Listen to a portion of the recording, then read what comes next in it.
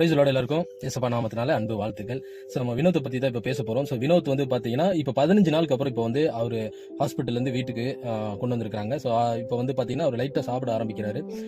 மாத்திரை மருந்தெல்லாம் சாப்பிட்ருக்கிறாரு. ஸோ நம்ம வந்து தொடர்ந்து இவருக்காக நம்ம ஜெபிக்கணும் அப்படிங்கிறதுக்காக தான் இந்த பதிவு. என்னன்னா வந்து பார்த்தீங்கன்னா 15 நாளுக்கு முன்னாடி வந்து பார்த்தீங்கன்னா ஒரு மரண போராட்டத்தில் நாங்கள் கொண்டு போய் அவர் ஹாஸ்பிட்டலில் அட்மிட் பண்ணி அதுக்கப்புறம் வந்து தொடர்ந்து அவங்களுடைய நண்பர்கள் 2 பேர் வந்து பார்த்துக்கிட்டாங்க இந்த 15 நாள். இப்போ வந்து பார்த்தீங்கன்னா நாங்கள் இப்போ 2 நாளைக்கு முன்னாடி நான் ஊழியக்காரர்கள் எல்லாருமே போய் ஸோ அவரை பார்த்து அவருக்காக ஜெபித்து இருக்கிறோம்.